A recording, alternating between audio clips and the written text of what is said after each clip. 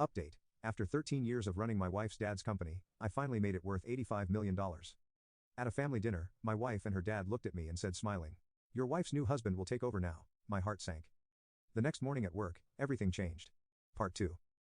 Her gaze flickered with understanding. The fight had begun. By the time I settled into my chair, I was already anticipating their next move. My father-in-law would waste no time. He would call in his favors, push the executives to accept the transition, frame it as a necessary shift in leadership. He would use my wife's name to solidify his argument. After all, who would question a man passing his business to his daughter and her new husband? The problem was, I wasn't just a name on a piece of paper. I was the name on the contracts that mattered. At exactly 9 a.m., as if on cue, my office door swung open without so much as a knock. My father-in-law entered first, his presence as overbearing as ever, followed by my wife, her posture poised as if this was nothing more than another meeting. And then he walked in, the so-called new husband. Tall, young, confident. Exactly the type of man my father-in-law would consider worthy of taking my place. He exuded arrogance, a smugness that came from believing he had already won. I almost laughed. "I assume you're aware of the transition," my father-in-law said, his voice carrying the weight of expectation. I leaned back in my chair, steepling my fingers together. Transition. Interesting choice of words. The man beside my wife smirked, as if he found this amusing. I ignored him. He was nothing more than a placeholder, a pawn in someone else's game. My focus was on the real threat, the man who had orchestrated this betrayal in the first place. "We need you to oversee the handover," my father-in-law continued. "We expect full cooperation."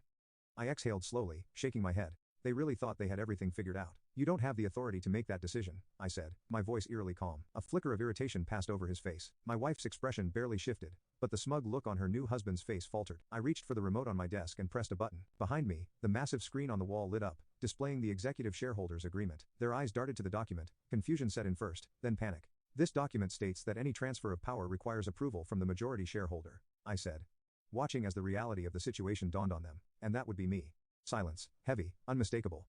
For the first time, my father-in-law's mask of composure cracked. "This is impossible," he muttered. "No," I corrected, my voice cutting through the tension. "What's impossible is thinking I would spend 13 years building something only to let you steal it from me." I turned my gaze to my wife. "Did you really think I wouldn't see this coming?" I asked, my voice laced with disappointment.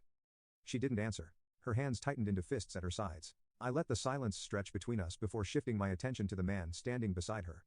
The one who had walked in thinking he was about to inherit an empire. "You have two choices," I told him. "You can work under me, or you can walk out that door and never step foot in this company again."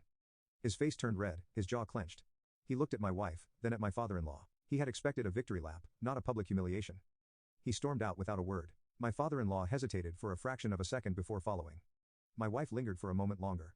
She met my gaze, searching for something: anger, regret, weakness. She found none. I had spent years building this empire. And if they thought they could take it from me, they were about to learn